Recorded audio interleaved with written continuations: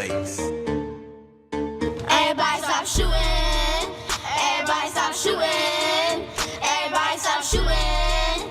Everybody stop shooting. Welcome to the series finale of Neighbors in the Crossfire. I'm Christopher Norris, the community contributors and engagement editor at WHYY. In the first two episodes of this series, we looked at how disadvantaged communities and the codes of the street contribute to the gun violence crisis in Philadelphia, which so far has claimed over 300 lives. In our final episode, our focus is on solving the problem. We need to start getting more resources in the schools, after school programs, athletics, or other things where we're reaching the kids and we're going to where the kids are and not waiting for them to come to us. We need to start doing more things with these programs. These programs need to be developed completely in conjunction with the schools. So at this point, it's all one situation. Where when the police come to somebody's house and we know that a kid's going through a rough patch, it's not so much about locking them up. Pass them into another resource so they're starting to get help. They're being developed versus now they're stagnated because now they're in a cell or they feel like nobody cares and now their growth stops. Their mental and emotional growth stops. We're not helping them in that. I know for a fact from doing this work, we have rolled out some initiatives like recently the Group Violence Intervention Initiative, which focuses specifically on the issue of gun violence. In the past, we provided funding to the Office of Violence Prevention to put more than 50 young men on the street to specifically deal with crisis interventions work. We've also provided micro grants up to $20,000 to nonprofit and boots on the ground organizations. And so we have been doing some work in this area, but we need to do more and most importantly, make sure everyone is talking to one another when it comes to addressing the issue of gun violence. The biggest thing to me is the disconnect between the government leaders and the communities. And James and I play a role in bringing that information from the government to communities.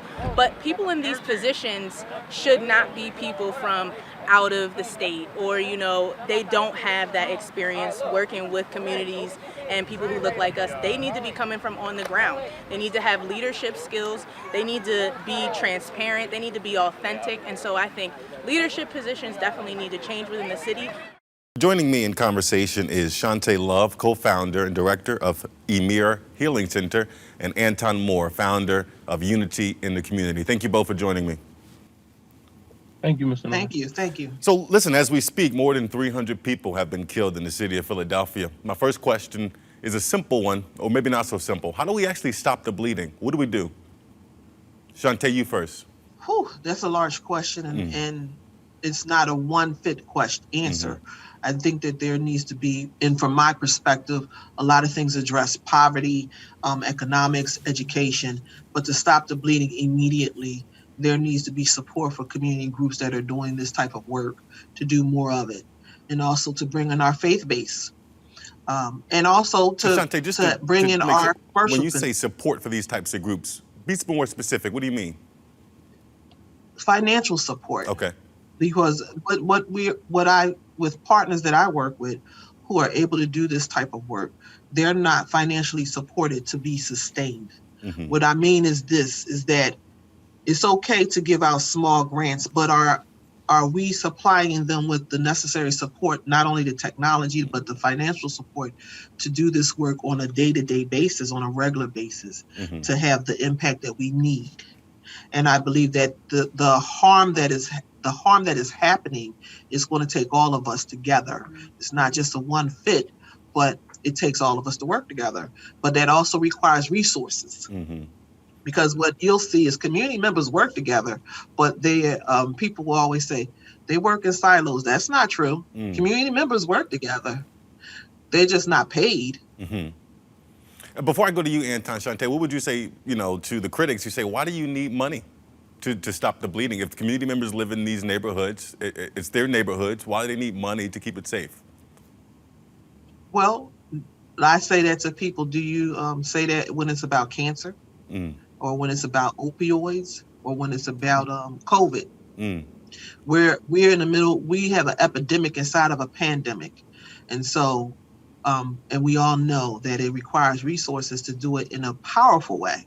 See, it's being done, but can it be done in a powerful way to lessen the blow? And can it be done for us to restore our communities? Yes, it can. But we also know that takes resources, and that also takes us all changing a mindset of where the dollars do go. Anton Moore, you're one of those groups, as is Emir Healing Center. What do we need to do to stop the bleeding? I mean, mental health is real. Education, poverty is real.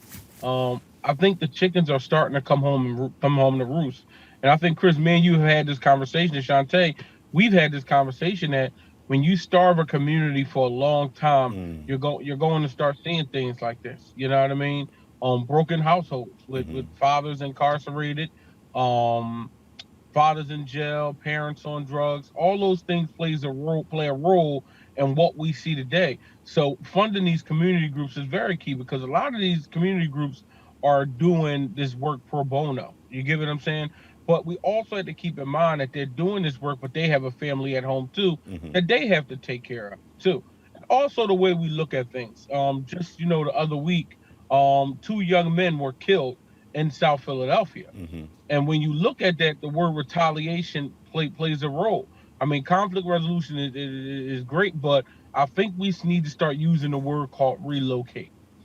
And the reason why I say relocate out of the state is because these young kids have a sense in their mind of wanting to retaliate. So when you have a conversation with them and you engage and you talk to them, some of these kids is going in one ear and out the other, but also they'll create a picture for you too and say, look, how do I know that if we talk this out, we settle this, that this young person is still not going to come and kill me when I walk out that door? As a community leader, I had to tell a lot of young guys, I can't guarantee that.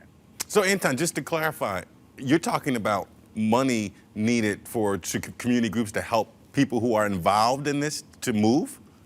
So you're going to need some of that. And I got to be honest with you, Chris. Some of this money is needed for some of these people to get out of this state. You get what I'm saying? Okay. Because it's almost like you... Let me get Shantae's initial reaction to that idea, because this is the first time ever hearing that as a proposition to reducing gun violence. Shantae, what do you say? What I don't think that is coming across is that when we're talking about changing lives, and them relocating to stop gun violence, we're talking about, if Anton is talking about those who are deciding that they want a different life. And in order to have a different life, we have a system in Philadelphia where we're hunted by a racist system, and the internalized oppression and poverty, we're hunting each other. And so if you're going to take this person out of this environment who has decided they want a change of life, then it makes sense. Because if they decide they want to stop and they decide that I need to change your life, then who's going to stop the person that is wanting to hunt? Hunt them. Yeah. And so that's so Anton, he said that's the first time he said that to me. And I got to be honest with you, and it's through conversations I've been having this week. You get what I'm saying? I've been having some real intense conversations with some parents. And one parent said to me, Anton, it won't stop. They keep coming. We talk to them, we meet, they still shooting at my son. And I said to her, I said, what do you think about relocating him to another state? And she looked at me and was like, that may be an option. And I said, what makes that option so good? She said, because they're not going to travel down to North Carolina and kill my son. They may go up to North Philly, West Philly, but who's really traveling down North Carolina to kill someone that's in a new environment? And because I know some people who have done it. And to be honest with you, I got to be honest, because I'm looking at everything that's on the table. Right. I'm tired of seeing these young guys and these young guys turning up dead. I'm looking at every option that's out there. And that's one of the options. And I've talked to some young men who moved out of the state and have a new beginning. And they like, look, the best thing I did was get out of there, because I would have been dead in jail, because if they probably would have killed me, or I would have killed them, and I'd have been in jail. And I had to appreciate the honesty of that. Shantae? Well, like I said, that's the first time that Anton and me and him talk quite often, that he has mentioned that. And I look at, because I serve victims of homicide, is that they need a new environment to heal and succeed. And it's the same concept, is that while we're changing our environment here in Philadelphia, there are times where people have to save their lives and their well-being and their mental health, is that moving them is okay with the right support around it. And and we're talking about doing several things. Like I said, it's no one fit. We need to be throwing everything that we know here in the city, everything. To that point, Shantae, Councilmember Jamie Gauthier recently asked the mayor of Philadelphia to declare gun violence a citywide emergency, which in effect would allow all the city's departments to coordinate their responses. But violence has been increasing since 2014, and Philadelphia now has the second highest murder rate. How could all of our departments not already be coordinating our responses, not already be, as you're saying, throwing everything at this? I think I got to be honest with you. You know, it's something I believe that's overlooked. I think sometimes this city looks at other neighborhoods before they look at the neighborhoods that are struggling. And I believe whether it's Mayor Kinney, Mayor Nutter, whoever you want to call it, should put together that room and said, look, let's go out here and throw the kitchen sink at gun violence. You get what I'm saying? Just like the opioids, as Shantae said, and just like this pandemic that we're facing now, we have to look at that. Because young kids are dying at an alarming rate. So not only do you have to worry about the people that are killing and the ones that are doing the shootings, but you got to look at the trauma that it presents to the young people that live in our neighborhoods that's seeing this and that's going to pick up on this activity as they continue to get older. Let me ask you, Shantae, when Anton says there are neighborhoods that get looked over and we're not taking this seriously, do you think part of it is because of the makeup of the victims and the perpetrators, that they're black men, 18 to 34, and that at some level they're viewed as disposable? Racism, yes. Well, you capped it up in one real word. simple. Racism, racism, yes. And that I'm. Let's get back to the letter, because I didn't read the letter. But what saddens me is that a letter has to be written to request that we all work together. Let that sit in for a moment, right? That really is jarring. That's that. Ooh. Why is it that all of them are not working together? Because that's what that's telling me. Right. That letter is telling me that all the departments are not working together. All the elected officials are not working together. That's what that letter is telling me. And that you don't have to declare it to make it happen. Say that again. You don't have to declare it to make it happen. Quote you on that one. Okay, and so that is necessary, but it saddens me that it's not happening. Because if I could call Anton, I can call Daryl Schuler, I can call Bilal Qayyum, I can call several of my community partners, and we coordinate and collaborate on violence. I can call Ricky Duncan, I can call Mothers in Charge, I can call several of my community partners, and we collaborate on violence and healing, prevention, intervention. It doesn't require a declaration for us to make that happen. And the fact that they're not working in it is a problem. And if those who are powers that be are in the office, they should be working at it. It should be a priority, because we're talking about human life. We're talking about life. We're talking about slowing down and stopping death. And in order to stop death and stop violence, it takes all of us together. But then we got to take it a step further too and look at this. When the last time have you seen the police commissioner, the mayor, and the DA in front of the camera together denouncing gun violence in this city? You haven't seen that. And why do you think we haven't seen it, Anton? That's a problem. That goes to show you someone's not working with the next person. Those are things we have to look at. Well, let me ask you this. When you can't get the police. Let me ask you this, and I'll let you continue, but we lay a lot of the blame at the feet of the mayor, the district attorney, and the police commissioner, but are we holding parents and communities equally accountable to help solve this problem? We're not. We're not. I mean, I'm not going to say we're not, because I do, and I know Shantae do, but parents don't want to take the accountability. As I said before, and you heard me, Chris, and, excuse my language, but when you lay down and create that child, you're the first form of responsibility for that child. It's like parents are looking for the government to solve all their problems, and that shouldn't be the case. Like, I just got off the phone with a brother from Indiana who's dealing with gun violence out there. And he said, and I repeat what he said. He said a lot of women who are mad at fathers know that these guys were no good in the beginning, but still decided to have kids by him, and they left them, and they have to deal with raising these kids by themselves. We have to look at everything. If we're going to look at the mayor, the community leader, the DA, the police commissioner, all those different things, then we have to look at the community and the parents as well, because we're all equally responsible for what we're seeing today. Shantae, your response? No one gets a point. Well, and I hear Anton, and he knows we feel the pain of it, but I do also know that we're looking at communities and we're looking at families who were ruined, who the natural cause and culture of family and the environment of building the family up was dismantled. And so how do we re-engage that, and how do we change that?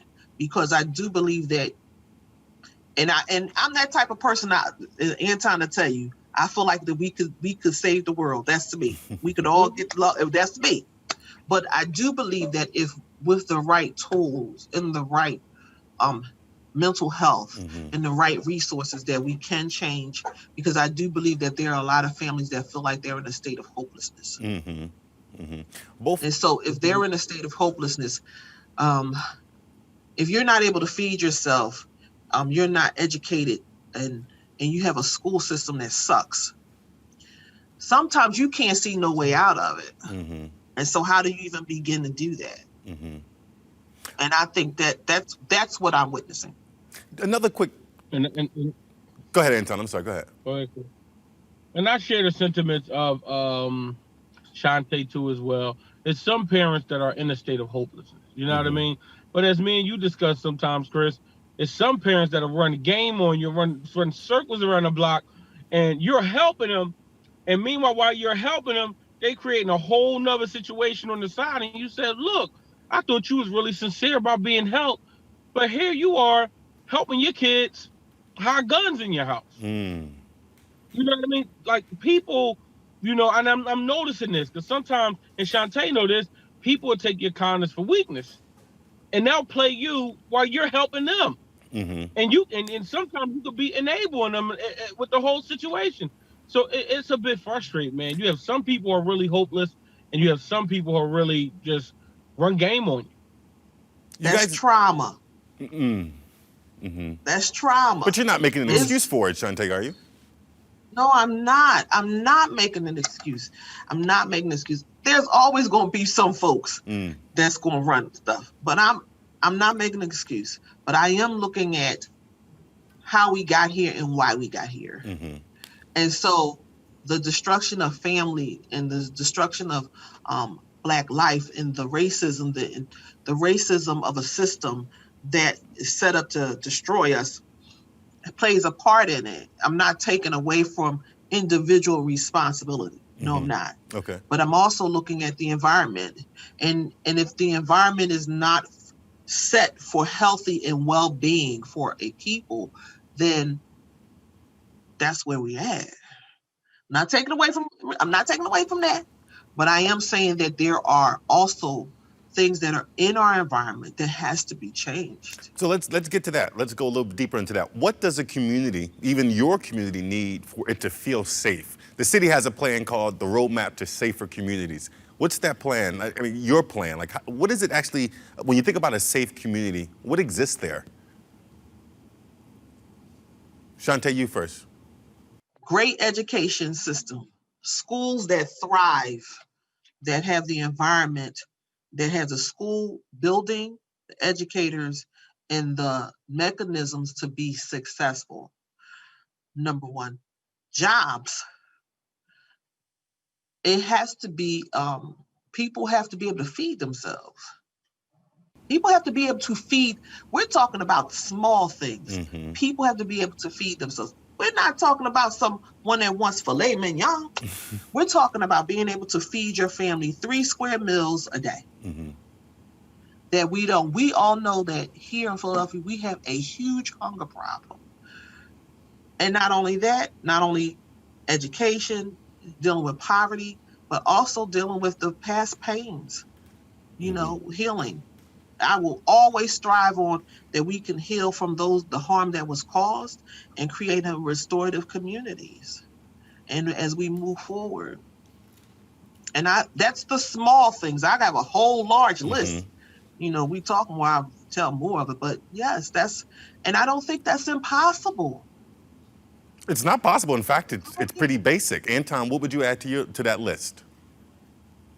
You know what? She had a great point. Education, poverty, jobs. You know what I mean? And also too, I think too, self-responsibility as well and accountability, because we can have all these resources, and I know we see this all day.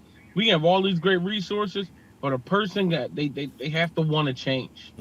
They got to want to get up. That when you say, hey, I need you to come here 8 o'clock in the morning to help you get your GED, or to help you with a job, or to make sure that you don't have any weeding system to get that job, there has to be a sense of urgency to want to change. I mean, plenty of times I've helped brothers get off the streets, and if I have 10 brothers, maybe 4 of them made it to the end. The other 6, just jumped off the bridge and said, I'm not getting up at 8 a.m. I'm gonna get up at 12 p.m. and I'm gonna walk into work. You know what I mean?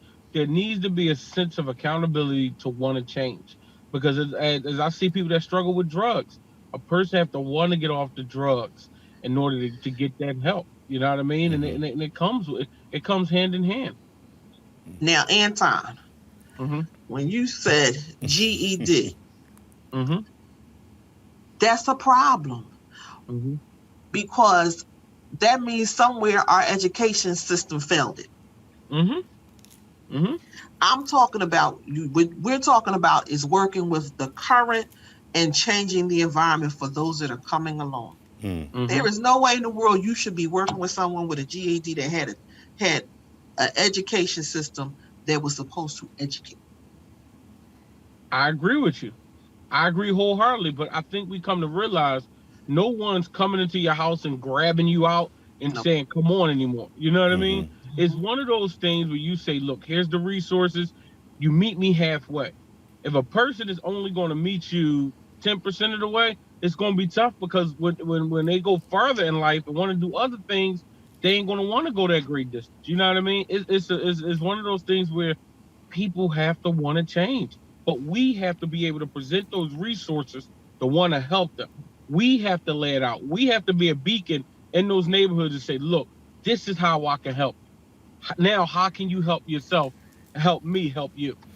Anton Moore and Shante, we're going to wrap up. I want to give you a chance to, if the politicians are watching, and if the shooters are watching, what's your message to them?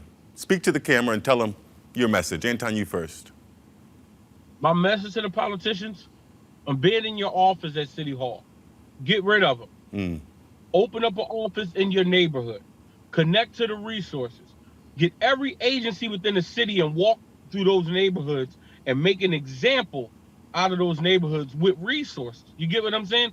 Too many politicians stay away from the fire and say, you know what, that's going on down there, but my office is up there. A person that is struggling in your neighborhood is not getting on a bus and a train and to check in and go up to the 10th or the 15th floor. You need people on the ground, just like a national emergency. If you ever saw a hurricane, they come out there with all the agencies, all the resources, and say, how can we help? That's what we need to do in Philadelphia. Got it. Shante?